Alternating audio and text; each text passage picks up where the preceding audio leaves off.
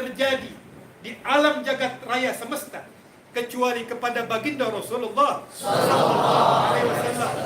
Yang sama kita ketahui, kejadian tersebut adalah yang namanya kejadian Al-Isra'u wal Mi'raju Nabi Muhammad sallallahu alaihi wasallam. Al-Isra' adalah perjalanan dunia. Al-Mi'raj adalah perjalanan langit. Yang ini semua sekali lagi adalah hal yang amat sangat istimewa dalam sejarah Nabi Muhammad sallallahu alaihi wasallam. Karena kita sebagai umatnya, kalau kita mendapatkan yang paling istimewa, tentunya kita mendapatkan malam Lailatul Qadar, yang mana siapa orang yang mendapatkan keberkahan fadilah dari malam Lailatul Qadar, sama juga orang tersebut ibadah 8 tahun lamanya, betul? Maka itu adalah sebuah keistimewaan bagi umat Nabi Muhammad. Tapi kalau bagi Rasulullah sallallahu alaihi wasallam, kemuliaan, penghormatan, keagungan, keluhuran yang diberikan oleh Allah Subhanahu wa taala, yang sekali lagi belum pernah diberikan kepada makhluk manapun, bahkan malaikat manapun, bahkan rasul dan nabi manapun, kecuali kepada Maulana wa Habibuna Muhammad sallallahu alaihi wasallam. Ala Rasulullah sallallahu alaihi wasallam. Beliau Rasulullah Nabi Muhammad sallallahu alaihi wasallam sangat mengenal kita ketimbang kita mengenal Nabi Muhammad. Beliau Nabi Muhammad lebih kenal kita ketimbang ibu kita kepada kita. Beliau Rasulullah lebih sayang kepada kita ketimbang orang tua kita kepada kita.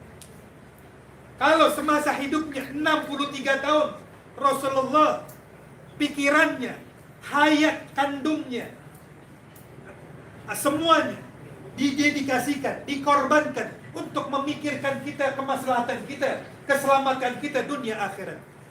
Maka kita, pertanyaan baliknya buat kita, apakah kita betul-betul bisa memikirkan, memberikan kabar gembira atau memberikan kabar yang enak buat Nabi Muhammad dalam kehidupan kita?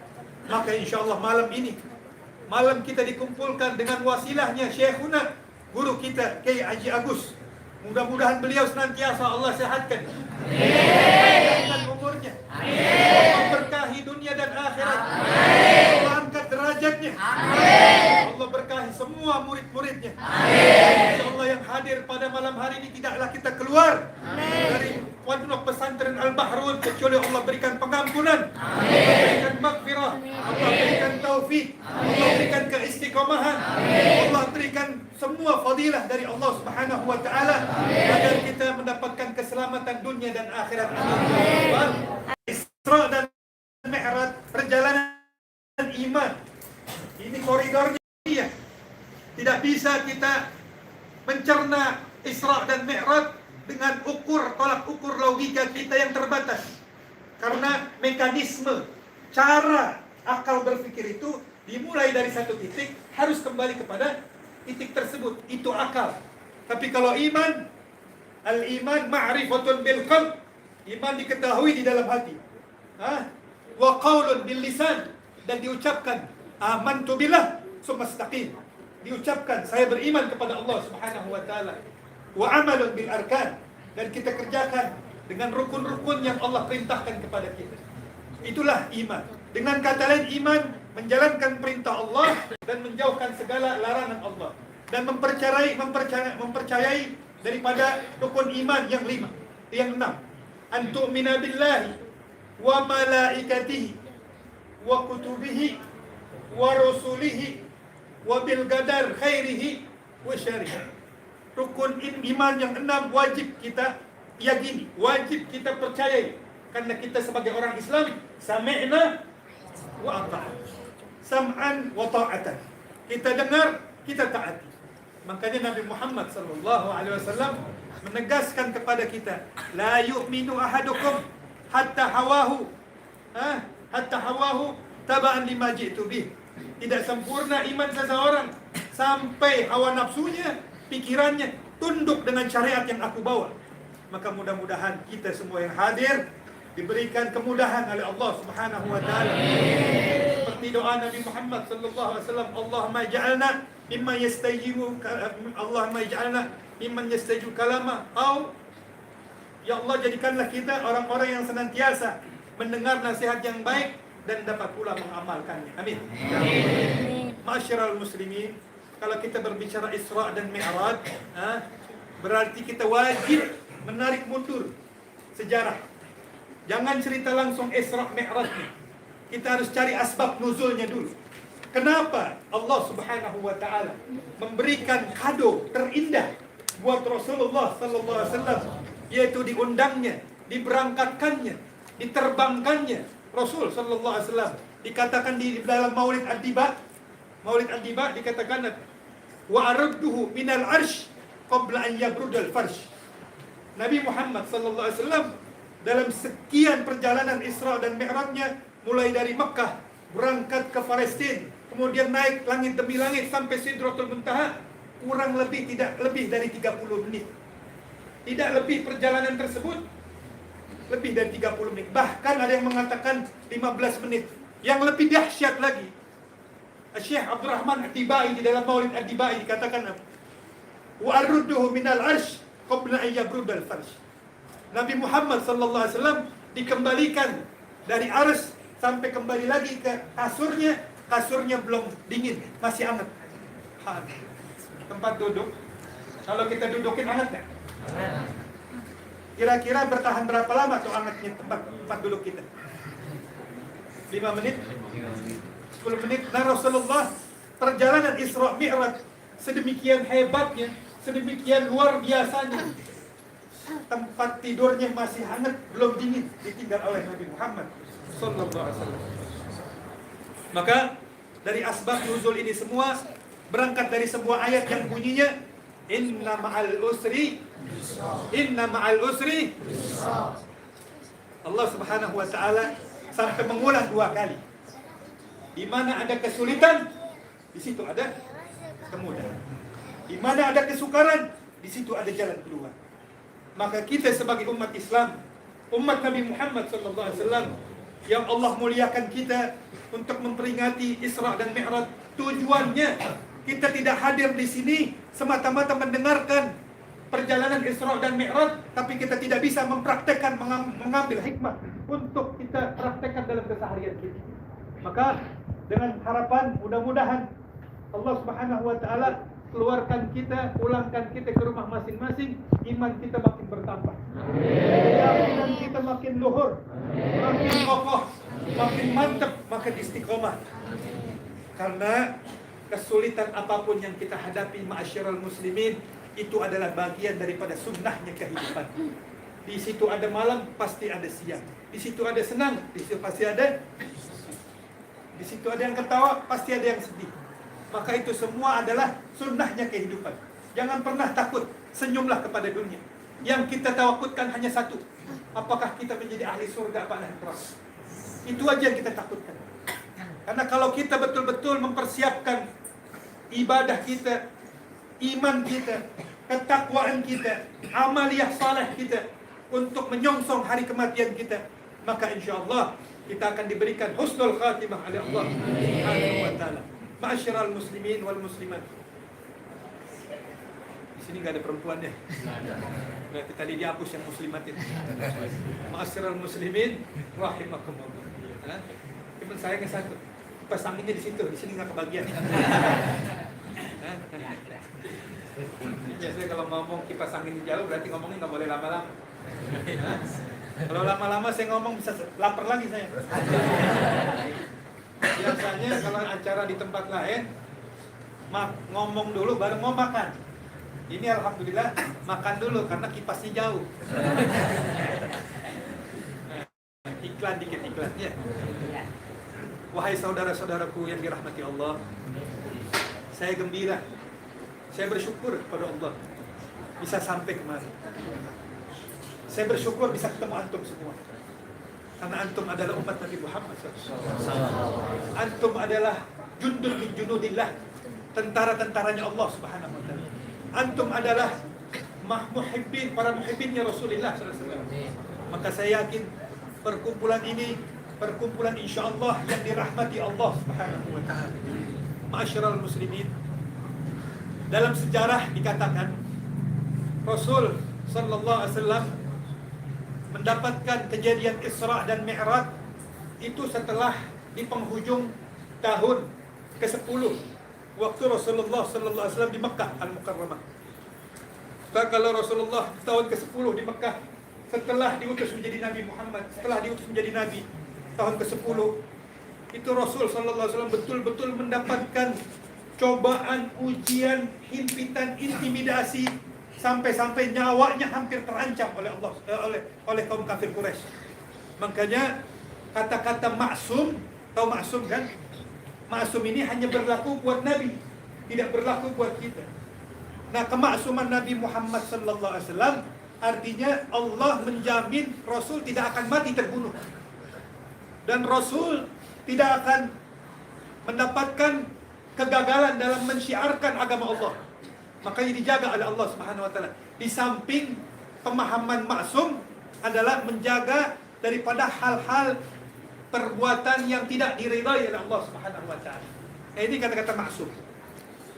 Di tahun ke-10 setelah diutus Nabi Muhammad menjadi Rasul, itu dalam sejarah dikatakan namanya Amul Huzun, tahun duka cita, tahun galau, tahun sedih, tahun sumpah, tahun belangsak, tahun apes, tahun kacau. Nah, terserah kita mau namakan apa itu. Tapi yang pasti di Amul Huzun, tahun duka cita, tahun kesedihan. Kenapa Rasul dinamakan tahun kesedihan? Atau kenapa Nabi Muhammad SAW menamakan tahun itu tahun duka cita?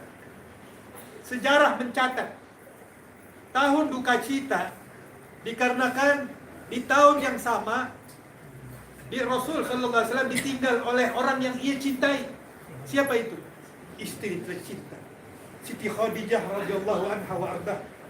Beliau yang senantiasa membela Rasulullah, yang senantiasa menghibur gundah gulananya Rasulullah, yang senantiasa memberikan support dan motivasi buat dakwahnya Nabi Muhammad. Dipanggil oleh Allah Subhanahu wa taala pulang ke rahmatullah. Ada yang mengatakan, Ibnu Hisham di dalam tarikhnya mengatakan 5 hari kemudian. Imam Sa'id dalam tabaqatnya mengatakan 1 bulan 5 hari. Selang 1 bulan 5 hari pasca wafat istrinya yang mulia, wafat lagi pamannya Abu Talib yang senantiasa yudafi anhu an qaumil Quraisy, yang senantiasa berada di garda terdepan membela Rasulullah sallallahu alaihi wasallam. Mati juga, meninggal juga. Berarti dalam kacak 1 bulan, pertama istri meninggal, gak lama pamannya Abu Talib radhiyallahu anhu wa ardah dipanggil oleh Allah Subhanahu. Jamaah yang dirahmati Allah, kita dalam kondisi seperti ini banyak hikmah yang dapat kita ambil dari kejadian Isra Mi'raj dengan kejadian yang kita alami sekarang. Saya mau tarik benang merahnya sekarang. Secara kesimpulan, maaf, beribu maaf. Saya yakin orang di sini nggak ada. Kenapa saya bilang nggak ada? Karena nggak satu pun saya lihat yang pakai masker. Nggak ada yang pakai masker. Berarti di sini imannya bagus. Imannya bagus. Di luar sana, entah di mana itu, ya, antara iman dengan kekhawatiran kalah. Lebih takut kekhawatirannya ketimbang iman. Na'udzubillah waliyadzubillah. Maka kita sebagai umat Nabi Muhammad SAW yang betul-betul beriman kepada Allah, bahwa dialah Allah yang memegang kendali daripada kehidupan dan kematian kita. Betul? Dialah Allah yang menjadikan sehat dan sakit. Betul? Dialah Allah pencipta dari segala apapun. Betul? Maka apapun bentuknya virus, ciptaan, maka seyogianya, seharusnya orang yang punya iman sama Allah, yang punya iman, di samping dia sudah ikhtiar, usaha dengan menggunakan sanitizer, dengan menggunakan masker, ini semua hanya formalitas saja, bukan benteng satu-satunya yang dapat mencegah kita dari virus itu. Tapi yang dapat mencegah kita dari benteng itu adalah keyakinan kita bahwa Allah lah subhanahu wa ta'ala yang dapat mematikan dan menghidupkan kita, bukan virus corona. Betul? Makanya saya heran. Ngaji, sholat, nggak ada di sini orang baik semua. Di sini orang alim semua. Di sini orang beriman semua. Karena buktinya satu pun dari mulai masuk sampai sekarang belum saya lihat satu yang pakai masker. Alhamdulillah. Di dalam hadis qudsi dikatakan apa?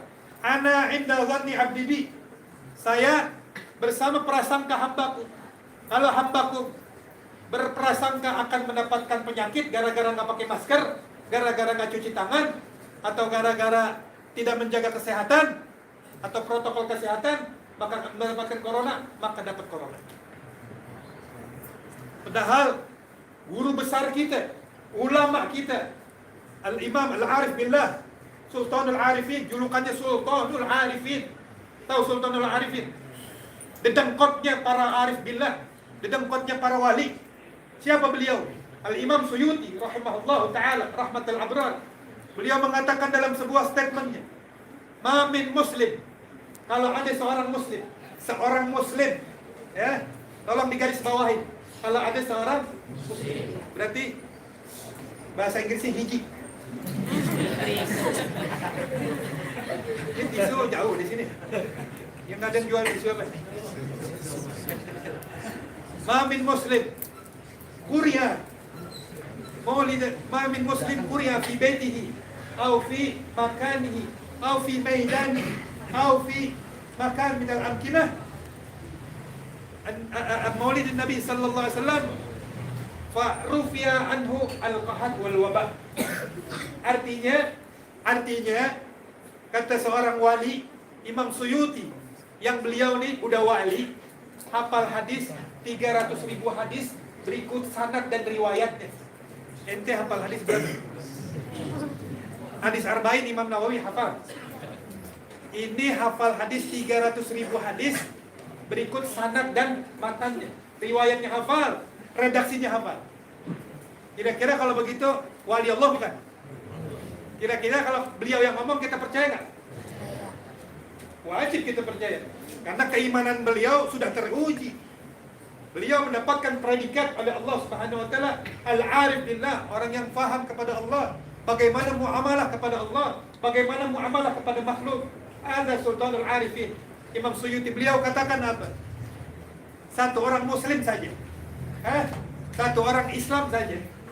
Kalau dia baca maulid, entah di rumahnya, entah di tempat kerjaannya, entah di madrasahnya, dimanapun dia baca, rufi'a anhul qahad wal wabah. Allah akan angkat dari tempat tersebut yang dia bacakan maulid, akan diangkat al-qahad, kesulitan, wal wabah, wabah corona, apapun itu diangkat. Masya Allah nggak? Tadi kita baca maulid nggak? Yang baca satu orang rame-rame. Kira-kira ada corona nggak sini? Selesai masalah. Yakin? Yakin. Harus kita.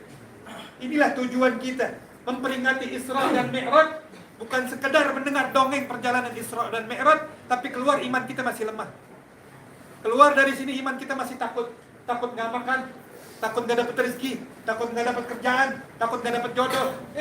Kita orang Islam takut kalau mulut kita sudah dikunci sama Allah, tidak bisa berdoa.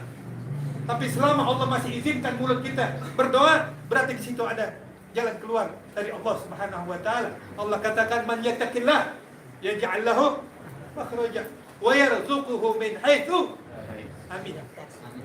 Makanya kita harus yakin peringatan Isra dan Mi'raj. Kembali lagi kita ke laptop, ya. Walaupun laptopnya nggak ada, tapi kita bilang balik lagi ke laptop. Jadi kejadian Isra dan Mi'raj di penghujung tahun ke-10, di penghujung tahun ke-10 setelah Rasulullah SAW diutus menjadi Nabi. Kurang lebih umurnya pada saat itu Nabi Muhammad 52 tahun. Kurang lebih umurnya pada saat itu 52 tahun. Itu Ibnu Sa'id dalam tabaqatnya, seorang ulama tafsir, seorang ulama sejarah mengatakan bahwa kejadian Isra dan Mi'raj tepatnya kurang lebih malam Senin. Nih, Sekarang nih. Sekarang malam apa? Nah, kejadian Isra dan Mi'raj malam Senin. Tanggal yang disepakati jumhur ulama tanggal 27 Rajab. 18 bulan sebelum hijrah ke Madinah. Jadi 18 bulan sebelum hijrah ke Madinah, tanggal berapa? 27 Rajab. April Rajab. Tanggal 27 Rajab. Nabi Muhammad SAW 1 tahun sebelum itu mendapatkan rentetan ujian dari Allah Subhanahu wa taala. Pasca meninggal orang-orang yang senantiasa membela Nabi, menolong Nabi, membesarkan hati Nabi, berada terdepan di garda Nabi, selalu tidak ada yang berani, satupun orang kaum kafir Quraisy yang berani kurang ajar sama Rasulullah, nggak ada yang berani. Pas meninggal pamannya, Nabi Muhammad jalan di tengah-tengah di kota Mekah, orang ada yang datang tiba-tiba melumuri di atas kepala Nabi Muhammad yang mulia debu. Kurang ajar nih. Biadab manusia begini. Bahkan dalam sejarah Nabi Muhammad SAW lagi sholat, tiba-tiba dilempari kotoran isi perut onta, baunya itu 17 setan. Itu isi perut onta yang udah 3 hari keluar dari perut onta, udah jadi bangke, baunya 17 setan. Itu ditumplekin ke pundak Nabi Muhammad SAW. Waktu Rasul SAW lagi sujud, dilempari itu kotoran di atas bahunya Nabi Muhammad SAW. Nabi Muhammad SAW bersabda dalam sebuah hadis, agrabu ma yakunul abdu ila rabbih wa huwa sajid. Kondisi yang paling dekat kita dengan Tuhan kita tak kala kita lagi sujud kepada Allah Subhanahu. Kira-kira kalau saya lagi sujud, atau ustadz, atau salah satu dari kita lagi sujud, tiba-tiba ada yang peblokin air bersih, pantas nggak? Air bersih tuh, pantas nggak? Ente lagi sholat, Allahu Akbar, pas lagi sujud, tiba-tiba ada yang siram pakai air seember, pantas nggak? Pakai air bersih saja nggak pantas, apalagi pakai kotoran, bangke yang dilempari di tubuhnya Nabi Muhammad SAW. Ini betul-betul manusia, bukan lagi manusia, hewan, binatang biadab. Tapi kebetulan pada saat itu hukum darah dalam fikih belum keluar fatwanya bahwa najis. Maka Rasul sallallahu alaihi wasallam tidak membatalkan sholatnya. Paham? Pada saat Rasulullah ditemploki kotoran, hukum najis darah belum keluar. Jadi Rasul tetap sholat dalam kondisi dilumuri kotoran bangke. Kemudian anaknya Sayyidatul Fatimah yang pada saat itu kurang lebih umurnya 8 tahun datang menghampiri ayahnya karena dikasih kabar, ya Fatimah, abahmu tuh lihat, abahmu tuh udah ada yang zolimin, abahmu tuh dilempari kotoran onta, tolongin cepetan. Itu Fatimah lari. Rasul sallallahu alaihi wasallam lagi di tengah hijr Ismail, lagi sholat. Rasulullah tidak bangun dari sujudnya. Kemudian Sayyidatul Fatimah sambil menangis, ya abadah, dikeluarin itu kotoran sambil menangis, wahai abahku, tega niat orang yang melakukan ini kepada engkau ya Rasulullah, wahai ayahku. Kemudian selesai sholat, Nabi Muhammad sallallahu alaihi wasallam dengan akhlaknya yang mulia, tidak bangun langsung sholat, mana orangnya, cari orangnya, nggak begitu Nabi Muhammad. Nabi nggak begitu. Dia bangun, dia tengok istrinya dengan senyuman. Ya benati, innallaha manihun abak. Wahai ayahku, wahai anakku, wahai putriku, jangan kau sedih. Ayahmu Allah yang bela, ayahmu Allah yang tolong, jangan kau sedih. Sambil Siti Fatimah menurunkan kotoran pakai tangan kanannya, tangan kirinya mengusap air matanya sendiri. Sedih melihat ayahnya diperlakukan sedemikian rupa. Sedih melihat ayahnya, seorang nabi dan rasul yang pikirannya ada di dalam otaknya Nabi Muhammad SAW, hanya memikirkan kemaslahatan umat manusia. Wa ma arsalnaka illa rahmatan. Ada manusia seperti itu. Kita bersyukur ya ikhwan. Kita bersyukur. Jangan pernah takut kecil hati. Kita bukan kiai, kita bukan habaib, kita umat Nabi Muhammad SAW. Inna akramakum indallah. Yang paling mulia di sisi Allah Subhanahu wa taala, yang makin besar ketakwaannya kepada Allah Subhanahu wa taala.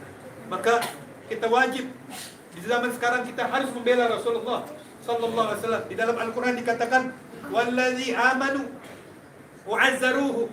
Siapa orang yang beriman kepada Allah, wajib cirinya beriman apa salah satunya? Wa'azzaruhu, muliain Nabi Muhammad. Nah, cara memuliakan Nabi Muhammad adalah dengan menjalankan syariatnya, dengan menghidupkan sunnah-sunnahnya. Kalau kita ngaku cinta sama Nabi Muhammad, kita betul-betul ingin mendapatkan keselamatan di dunia dan akhirat, mulai hari ini kita betul-betul harus banyak-banyak baca selawat ke Nabi. Mulai hari ini sering-sering kita taubat kepada Allah Subhanahu wa taala, dan mulai hari ini sedikit-sedikit kita cari tahu apa sunnahnya Nabi Muhammad. Yang paling dekat sunnahnya Nabi Muhammad siwak. Yang paling dekat sunnahnya Nabi Muhammad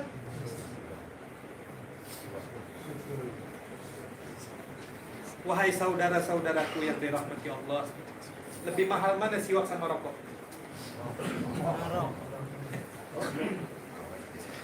Di dalam hadis sahih dikatakan orang yang pakai siwak meninggalnya husnul khatimah. Dapat mengucap kalimat tauhid la ilaha illallah. Idza jaa ajaluhu fa yassaruhu lisanahu bin nutqi qawlan la ilaha illallah. Apabila ajal itu datang, orang yang sering pakai siwak, maka lidahnya gampang mengucap la ilaha illallah.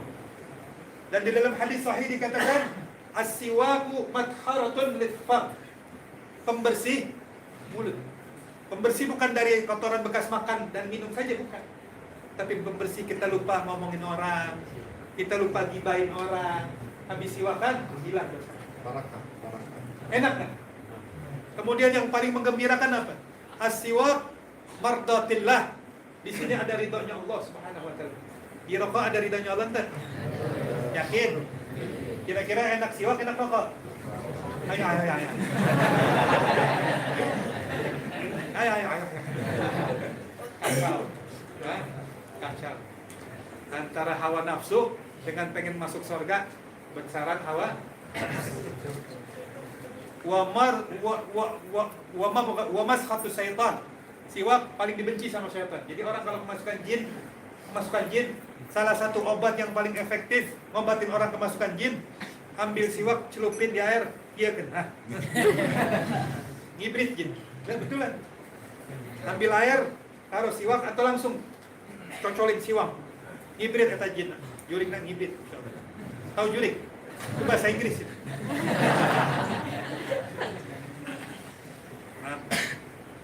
Jadi kalau kita cinta sama Nabi Muhammad, Allah katakan walladzina amanu bihi, siapa orang yang beriman kepada Allah, wa azzaruhu, dan muliakan Nabi Muhammad, wa nasaruhu, dan tolong Nabi Muhammad. Dan sekarang kita wajib menolong Nabi Muhammad. Cara menolong Nabi Muhammad, hidupkan sunnahnya Nabi Muhammad, hidupkan syariatnya Nabi Muhammad. Karena ya ikhwani, saudara-saudaraku yang dirahmati Allah, mau tahu nggak apa hal yang paling ditakutkan oleh kaum kafir? Apa yang paling ditakutkan oleh musuh-musuh Islam? Bukan orang Islam angkat senjata, bukan. Mau tahu?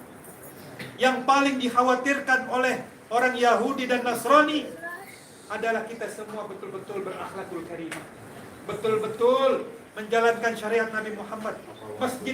Masjid penuh, subuh penuh, zuhur penuh, zahar penuh, asar penuh, 24 jam penuh, itu mesti.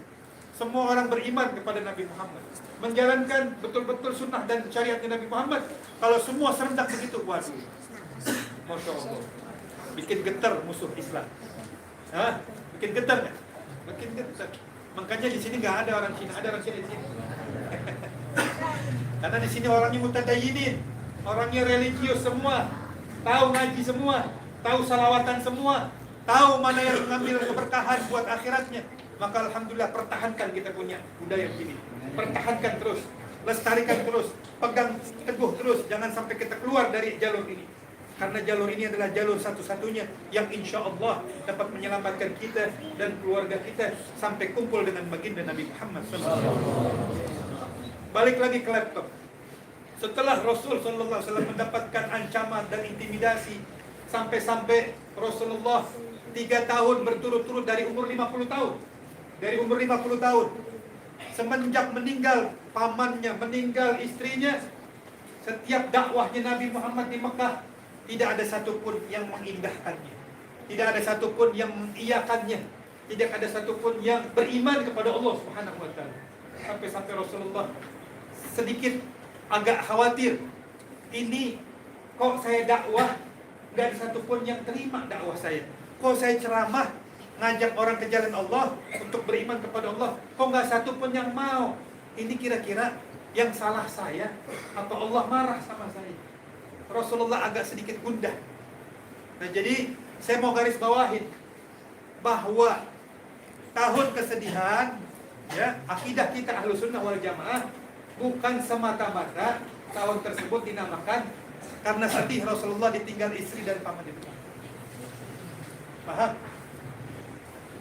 Jadi tahun kesedihan, saya ulang sekali lagi, bukan semata-mata dinamakan tahun kesedihan karena Rasulullah ditinggal istri dan pamannya.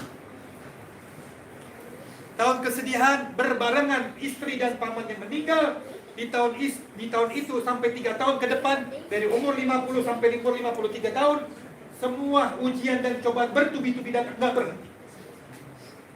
Sampai nggak satu pun dalam 3 tahun yang masuk Islam, nggak ada. Dalam sejarah mencatat, dalam 3 tahun nggak ada yang masuk Islam, semuanya menolak. Akhirnya Rasul Sallallahu Alaihi Wasallam berinisiatif untuk berangkat hijrah kemana? Ke Taif. Kurang lebih kalau sekarang naik kendaraan, kalau kita pernah umroh atau haji, 2 jam dari Mekah ke Taif, 2 jam. Di Taif kondisinya kayak di puncak, kayak di Bogor, ada asri, banyak pepohonan.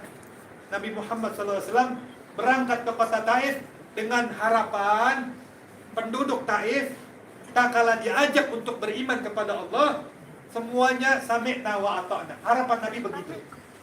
Sesampainya Rasul Nabi Muhammad di kota Taif, dipanggil kepala suku Bani Saqif namanya.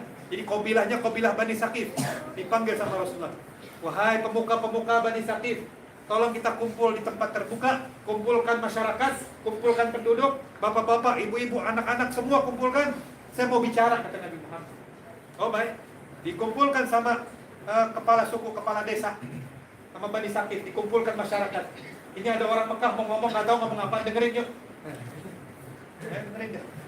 Tiba-tiba setelah kumpul, Nabi Muhammad SAW mulai dengan mengucapkan Alhamdulillah, asyhadu an la ilaha illallah wa asyhadu anna Muhammadar Rasulullah. Mari kita semua beriman, meninggalkan sesembahan berhala, hanya menyembah kepada Tuhan yang satu, Allahu Ahad, yaitu Allah Subhanahu wa taala.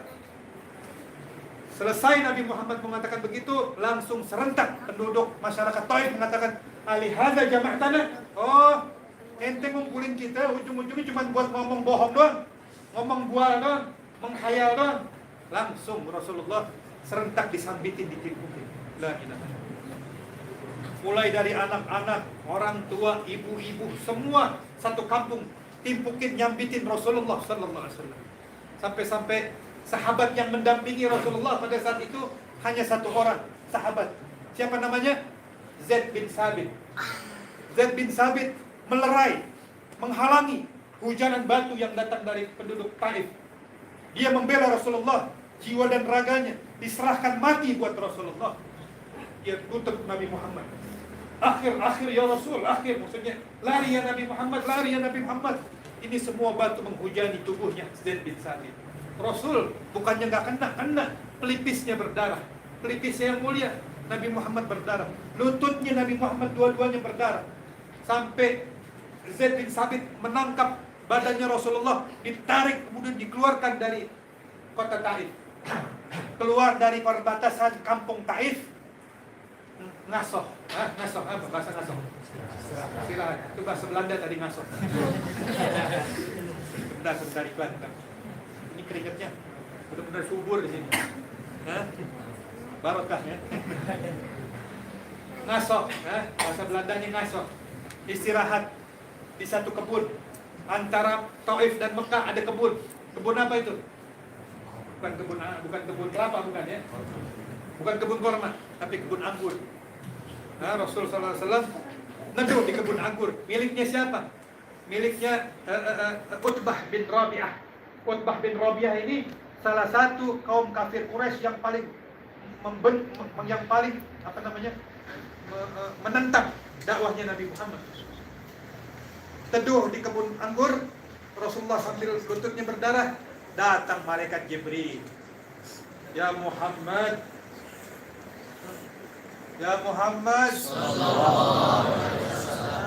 Inna rabbaka yakrauka salam. Allah kirim salam ya Muhammad. Ini saya bawain teman akrab saya, penjaga gunung Taif nih.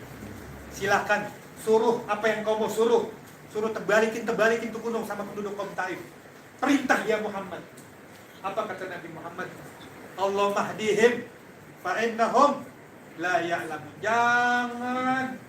Padahal Rasulullah udah sebegitu berdarahnya, sebegitu luka-lukanya, didatangin malaikat penjaga gunung Taif.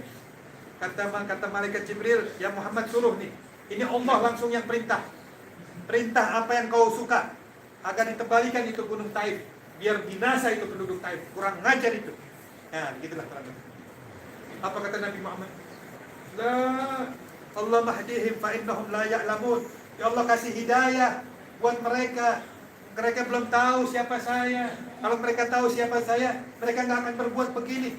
Dah, itulah rahmatnya Nabi Muhammad SAW. Makanya di dalam ayat Al-Quran dikatakan, laqad ja'akum rasulun min anfusikum azizun 'alaihi ma 'anittum harisun 'alaikum bil mu'minina. Nggak ada manusia yang dikasih pangkat Ra'uf dan Rahim kecuali Rasulullah SAW. Nggak ada nabi manapun yang dikasih pangkat oleh Allah, pangkat dari salah satu sifatnya Allah, Ar-Ra'uf, Ar-Rahim, sifatnya Allah, yang diberikan pangkat tersebut sebagai penghormatan kepada kekasihnya hanya kepada baginda Nabi Muhammad SAW. Setelah ditawari Nabi Muhammad untuk memerintah malaikat penjaga gunung, dan Nabi menolak, tidak mau. Bahkan Nabi Muhammad mengatakan, Allah mahdihim fa innahum la ya'lamun. Jangan, mereka belum tahu. Mudah-mudahan Allah kasih hidayah. Karena kalau mereka, saya berharap dari keturunan mereka ada yang memeluk agama kita nanti. Masya Allah. Apa kata malaikat penjaga gunung? Sadaqallah wa innaka la'ala khuluqin 'azim. Betul kata Allah, pujian Allah yang Allah sematkan kepada engkau betul-betul pantas. Allah menamakan engkau wa innaka la'ala khuluqin. Sungguh ada pada engkau yang Muhammad akhlak suri tauladan yang mulia. Singkat cerita, Rasulullah menolak daripada tawaran malaikat untuk ditebalikan. Rasulullah berdoa ke atas langit. Di bawah pohon korma, di bawah kebun anggur, Rasulullah lagi berdarah-darah.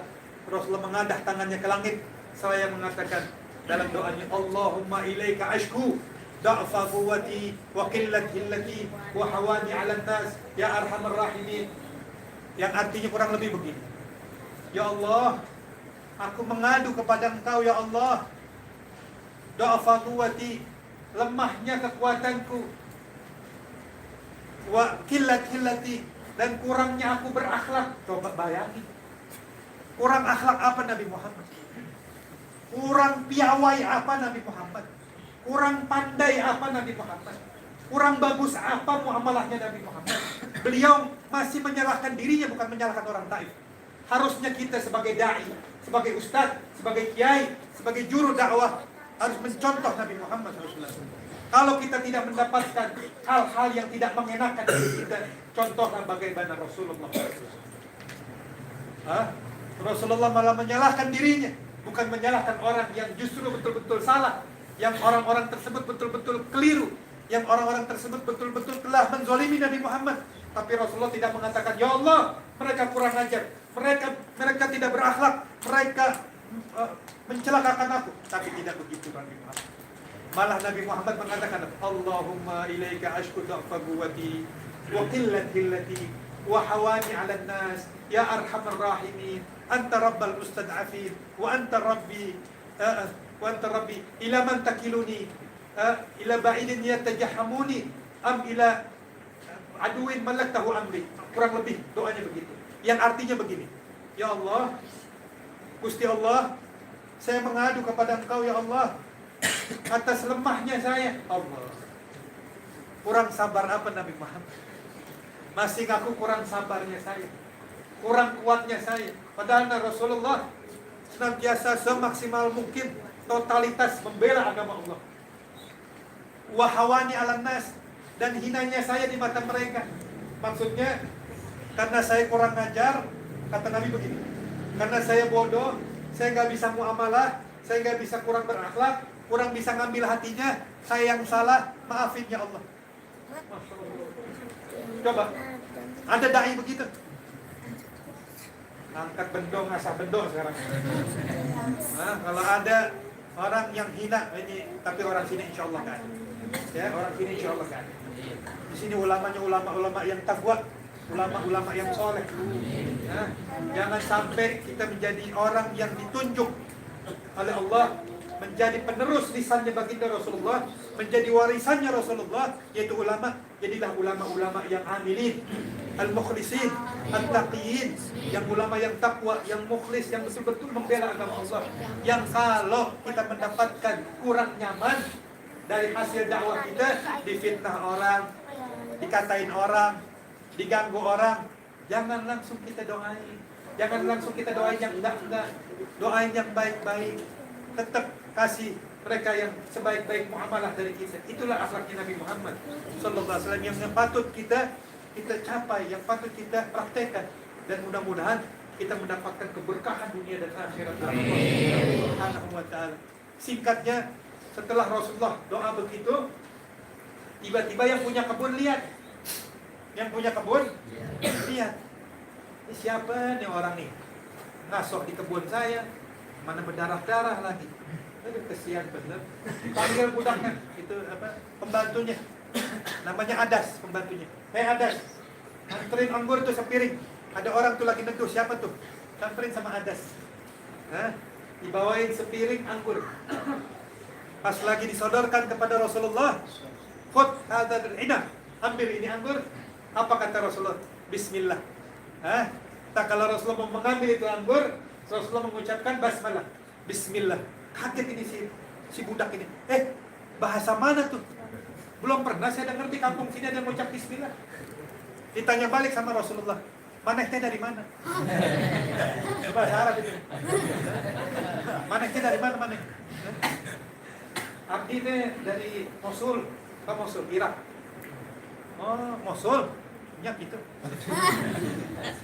Kata Rasulullah SAW, Mosul itu kampungnya saya punya saudara. Kampungnya saya punya. Disebut sama ada situ ada saudara saya, tapi udah meninggal. Siapa? Yunus bin Matta, maksudnya Nabi Allah Yunus alaihissalam. Saudara senabi. Saudara, kaget ini budak. Oh, mana itu Nabi? Ya abdi Nabi. Langsung dicium keningnya Nabi Muhammad. Dikecup keningnya Nabi Muhammad. Dikecup kedua lututnya Nabi Muhammad. Dikecup kedua tangannya Nabi Muhammad. Nah, dari sinilah sunnah kita kalau ketemu ulama, cium. Di sini dalilnya. Di sini dalilnya wajib kita hormatin ulama, ahli bait, ulama, kiai. Wajib cium tangannya, karena ngambil barokah. Di sinilah istidlalnya, ngambil dalilnya dari sini kejadian. Kemudian singkat cerita ditanya sama Rasulullah, emang ente agamanya apaan? Agama saya Nasrani, ya Rasulullah. Setelah itu masuk Islam. Pas tahu Nabi Muhammad Rasul, masuk Islam. Dalam sejarah dia mengatakan masuk Islam, dalam sejarah lain dia mengatakan tidak masuk Islam. Singkat cerita, Rasulullah SAW pulang ke Mekah. Pulang ke Mekah, ngetik. Karena dikepung di Mekah. Nggak boleh, kalau ada sayembara, kalau ada Muhammad lihat, bunuh. Coba bayangin. Akhirnya Rasulullah masuk pelan-pelan perbatasan Mekah, sampai di Mekah, udah aman di rumahnya. Tiba-tiba Rasulullah lagi enak-enak tidur, ada yang ketok pintu. Assalamualaikum. Assalamualaikum. Assalamualaikum. Waalaikumsalam. Pas dibuka, malaikat Jibril alaihissalam. Ya Muhammad, ya Allah, ayo kita berangkat. Kemana? Udah ikut saya. Lihat di depan, berangkat. Akhirnya kemana dulu? Ke Hijir Ismail. Tahu Hijir Ismail? Kata Ka'bah, tahu Ka'bah? Ayam melengkung teh. Ada melengkung tuh, yang dekat Ka'bah. Tembok melengkung. Itu namanya Hijir Ismail. Rasulullah sholat di situ. Setelah sholat, Tiba-tiba ada buruk, disiapkan buruk. Buruk ini binatang surga.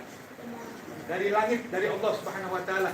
Kendaraan yang dipakai oleh Nabi Muhammad SAW untuk naik berangkat dari Makkah ke Palestina, ke Masjidil Aqsa, naik lagi sampai langit demi langit Sidratul Muntaha. Pertama kali buruk diajak sama malaikat Jibril, ayo ya Muhammad, kita berangkat kemana? Ke Palestina, ke Masjidil Aqsa. Pas mau naik ini buruk belis, berontak buruk. Ini buruk nggak tahu kalau yang mau naik ini Rasulullah. Dia nggak tahu yang mau naik ini khairul makhluqina fil ardi wal sama. Dia nggak tahu yang mau naik ini sebaik-baiknya makhluk. Diomelin sama Jibril. Hei buruk, mana ente nggak tahu siapa yang mau naik ini? Buruk nggak tahu. Ini Rasulullah Muhammad bin Abdullah, Habibullah, kekasihnya Allah. Langsung buruk malu. Diam itu buruk. Gara-gara diomelkan begitu. Karena Rasul emang buruk ini dalam sejarah dikatakan buruk ini berharap dinaikin oleh Rasulullah, tapi pas ketemu Rasul dia nggak tahu kalau itu Nabi Muhammad. Setelah dikasih tahu sama malaikat Jibril, ya buruk, ta'adab, berakhlaklah setahun. Karena yang bakal nunggangin kau ini adalah kekasihnya Allah Subhanahu wa ta'ala. Singkat cerita, setelah itu Rasulullah SAW naik berangkat ke Palestina. Sampainya di Masjidil Aqsa, wa qaddamahu Jibril fa shalla bil anbiya'i wal mursalin liya'lama fihi annahu imamul a'zam wa annahu bidzalika maqam akhir. Kemudian setelah sampai di Masjidil Palestina, di Masjidil Aqsa, semua arwahnya para nabi-nabi sudah menunggu di situ. Mulai dari Abuna Adam alaihissalam sampai Nabi Allah Isa, semuanya komplit nunggu di situ. Kemudian semua serentak menyodorkan Rasulullah sallallahu alaihi wasallam menjadi imam. Kemudian Rasulullah SAW menjadi imam. Itu menandakan bahwa imamul anbiya wal mursalin. Ialah Nabi Muhammad SAW menjadi imam bagi Nabi dan Rasul. Setelah sholat, kemudian disodorkan sama malaikat Jibril Rasulullah dua perkara. Yang pertama khamr, yang kedua susu. Fakhtaran Nabi al-laban. Nabi Muhammad SAW tak kala disodorkan dua pilihan antara arak dengan susu, diambil sama Rasulullah susu. Kemudian kata malaikat Jibril, laqad akhtartal fitrah ya Muhammad. Sungguh engkau telah mengambil yang suci, mengambil yang natural, mengambil yang asli. Apa maksudnya fitrah? Fitrah maksudnya sampai akhir zaman syariatnya Nabi Muhammad cocok buat kita manusia. Coba kalau ngambil khamr, mungkin kita nggak tahu nasib kita kayak gimana. Tapi Rasulullah SAW mengambil itu susu, menandakan seakan-akan seperti pakaian cocok di badan. Sesuai syariatnya Nabi Muhammad SAW, sesuai dengan kita umat akhir zaman sampai seterusnya. Alhamdulillah. Masih lanjut atau kan? Namanya duduknya udah miring. Belum dikasih makan? Belum? Ayo ngomong 5 orang doang. Sini udah, sini belum? Apa di sini udah, di sini belum? Makan belum? Ini ususnya pada dempet kayaknya nih. Lanjut. Alhamdulillah, setelah Rasulullah SAW mengambil susu, diminum, kemudian Rasulullah SAW naik lagi ke atas buruk dan berangkat dari langit pertama sampai tembus lagi langit ke-7. Dan singkat cerita, sampai ke Sidratul Muntaha, sampai lagi ke alam yang di situ malaikat mengatakan, ya Muhammad, saya sampai di sini aja. Saya tidak akan berani lanjut karena saya tidak mendapatkan izin dari Allah Subhanahu wa taala. Kalau saya paksakan, hancur zat saya. Rasul Nabi Muhammad SAW, bayangin coba. Bayangin, Nabi Musa saja yang dijuluki kalimullah, pembicara Allah, waktu di Gunung Tursina minta ketemu Allah, mau melihat zatnya Allah, kata Allah, lantarani ya Musa, engkau tidak akan mampu lihat aku karena ada 70.000 hijab yang menutupi. Singkat cerita, Nabi Musa sedikit maksa ini, dengar suara yang dari Allah aja Jangan digambarin ya, suara bentuknya seperti apa, ada hurufnya apa enggak, kemudian pakai mulut apa enggak. Kita akidah kita Ahlus Sunnah wal Jamaah, innallaha mukhalafatun lil hawadits. Allah berbeda dengan makhluknya. Kalau kita ngomong kudu lewat mana? Lewat mulut. Kalau Allah bicara, jangan anggap Allah mujassamah, Allah berbentuk. Enggak, kita enggak imanin aja udah. Jangan dipikirin enggak bakal ketemu. Enggak bakal. Nah, Nabi Musa sedikit maksa, ya Allah, dari saking lezatnya dengar kalam Allah, firman Allah, dia maksa, ya Allah, kasih saya dong ketemu sedikit aja. Saya mau lihat zatmu ya Allah. Lantarani ya Musa, nggak akan mampu engkau ya Musa. Singkat cerita, baru dikasih kata Allah, engkau lihat ke gunung Tursina. Sampai ke gunung Tursina, Nabi Musa persiapan dijanjikan oleh Allah akan melihat zatnya Allah. Nabi Musa tirakat 40 hari puasa. Nabi Musa persiapan spiritual batinnya biar kuat untuk bisa melihat zatnya Allah, puasa 40 hari. Persiapan puasanya Nabi beda dengan puasanya kita. Puasanya Nabi betul-betul min akhlil khawas, orang yang spesialis. Singkat cerita, di hari ke-40 naik ke gunung Tursina, pas baru melihat sedikit cahaya yang Allah pantulkan dari zatnya Allah kepada gunung Tursina. Dalam Al-Quran apa? Apa di dalam Al-Quran? Lau anzalna hadzal Qur'ana ala jabalin la ra'aitahu khashi'an mutasaddian min khasyatillah. Seandainya aku turunkan ini firman Allah, Al-Quran maksudnya, ke gunung, itu gunung bakal terpental-pental meleleh. Saking agungnya itu Al-Quran. Itu baru Al-Quran, belum Allah Subhanahu wa ta'ala. Singkat cerita, Nabi Musa saja yang begitu nggak mampu. Yang dijulukin kalim Allah nggak mampu lihat zatnya Allah. Artinya nggak mampu, tidak diberikan kemampuan oleh Allah Subhanahu wa ta'ala. Nah, kalau Rasulullah diberikan kemampuan oleh Allah Subhanahu wa ta'ala untuk dapat melihat zatnya Allah. Bahkan yang lebih hebat lagi, sendal terompahnya. Nah, gambarnya begini kurang lebih. Terompahnya baginda Rasulullah begini. Paham semua, bentuknya begini. Terompahnya Rasulullah yang dipakai naik ke Sidratul Muntaha, Isra Mi'raj, itu kulitnya dari Persia. Kulit sendalnya dari Persia. Yang bikin itu sendal orang kafir. Yang bikin sendal orang kafir. Harusnya pas naik itu, Muhammad buka itu sendal. Itu sendal kulitnya dari Persia, negerinya orang kafir. Yang bikin orang kafir lagi, lepas. Harusnya kan begitu. Tapi karena Allah mencintai Nabi Muhammad dan memuliakan Nabi Muhammad semulia-mulianya, maka sendal-sendalnya naik. Bahkan sendalnya di dalam syair mengatakan mengungguli semua makhluk di dunia ini. Masjid di bawah sendalnya Rasulullah, tempat-tempat yang mulia semua di bawah sendalnya, terampahnya Nabi Muhammad sallallahu alaihi wasallam. Singkat cerita, pas Rasul sallallahu alaihi wasallam bertemu dengan zatnya Allah Subhanahu wa taala, dan ini mi'raj yang sering kita lafadzkan dalam salat kita, yang sering kita bacakan dialog ini yang mulia dalam salat kita. Apa hal tersebut? At-tahiyatul salawatul. Kemudian dijawab oleh Allah Subhanahu wa taala, assalamu alayka ayuhan nabi wa rahmatullahi. Dijawab lagi, assalamu alayna. Nah, tolong digaris bawahin. Harusnya kita sebagai umat Nabi Muhammad gembira. Kenapa gembira? Kejadian yang amat sangat istimewa, ketemunya antara Khalik dengan makhluk, Nabi kita dengan Allah. Kita dikirim salam, wa ibadina as-salihin wa alaina ibadina as-salihin. Orang hamba-hamba yang soleh disematkan di situ, diikut sertakan di situ.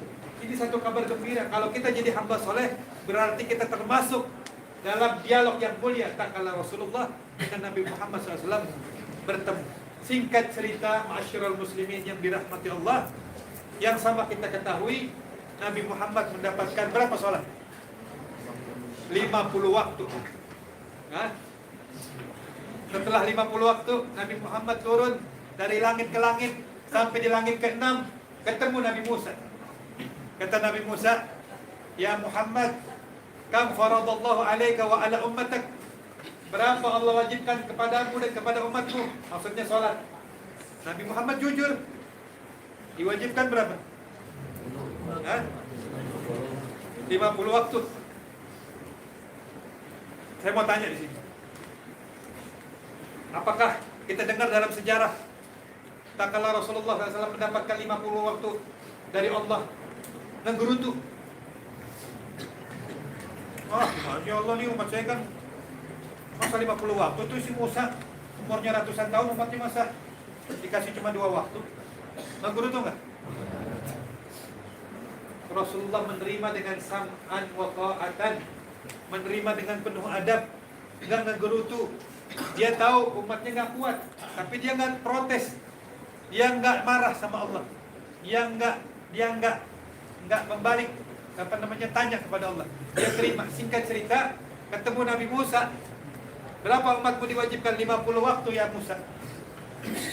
Fas'ali irja' ila rabbik fas'ali takfir. Balik dah ke Tuhan, minta keringanan. Singkat cerita, yang sama kita ketahui, dari 50 waktu sampai akhirnya alhamdulillah 5 waktu. Bapak-bapak yang dirahmati Allah, ada satu hal yang wajib kita pahami. Ada satu hikmah yang terselubung di balik kisah ini. Ada sebagian orang yang kurang ajar begini.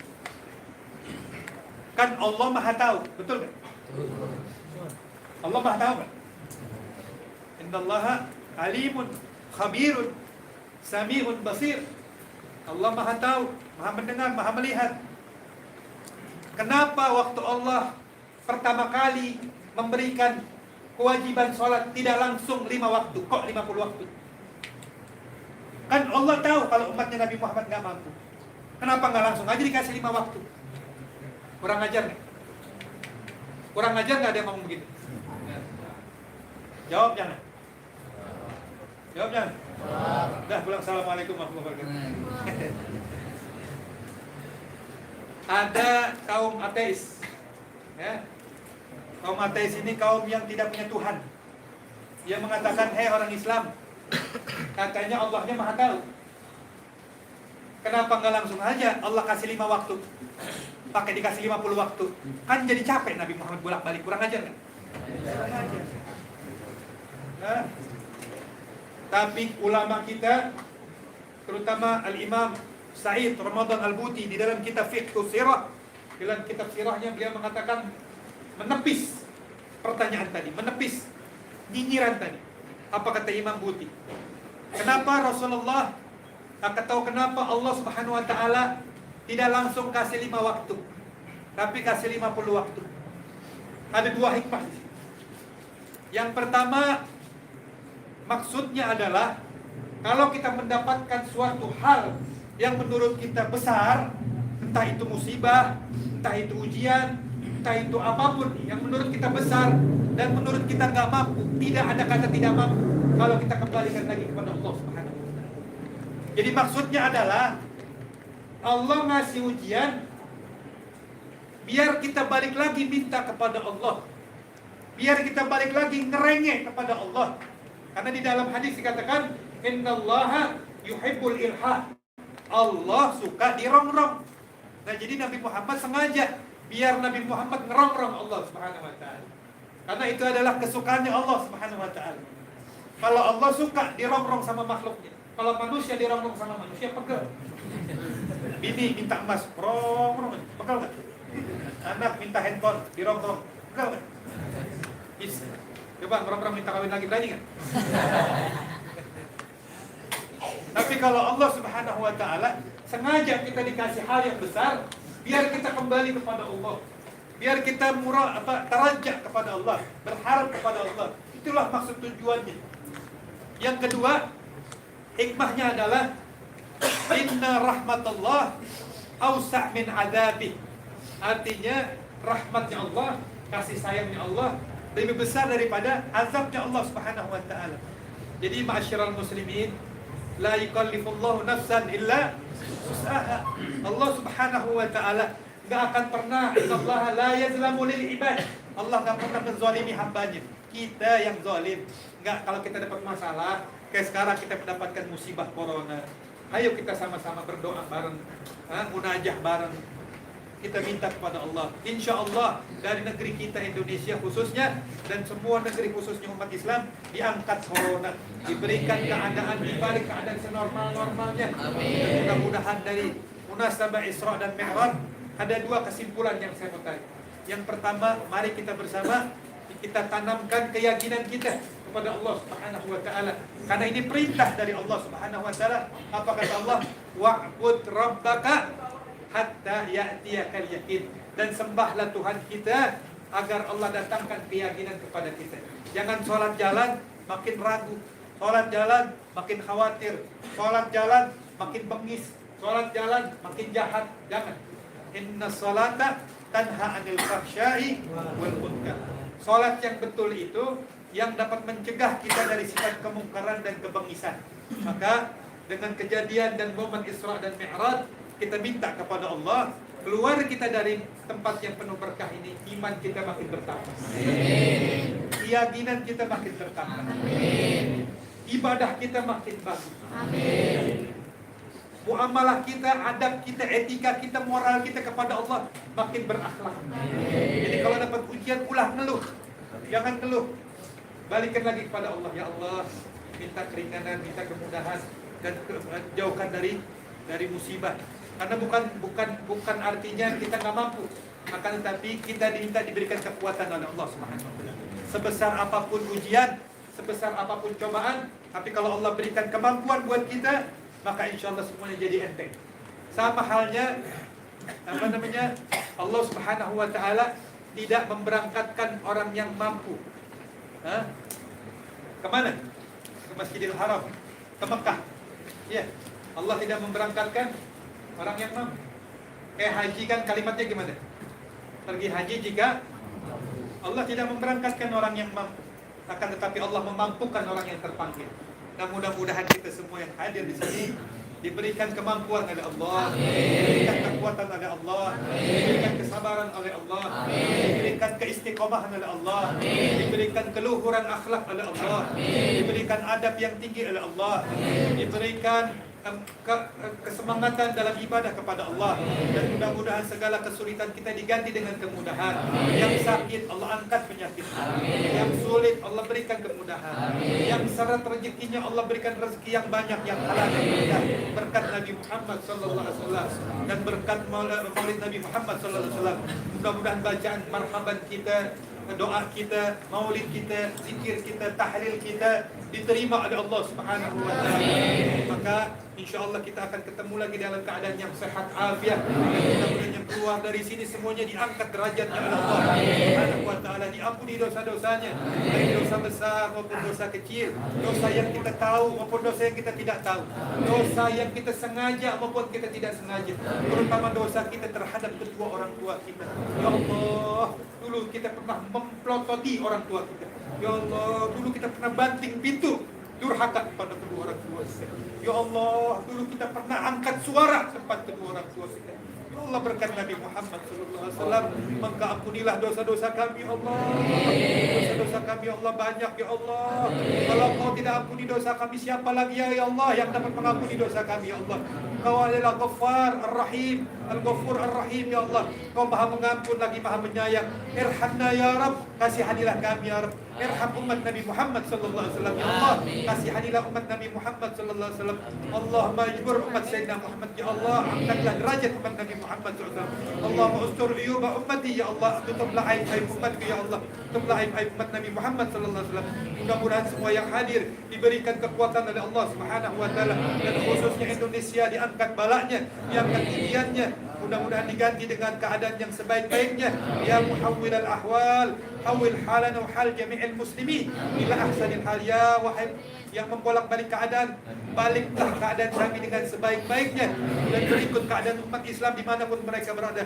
Ya mughallibal qulub, tsabbit qulubana ala dinik.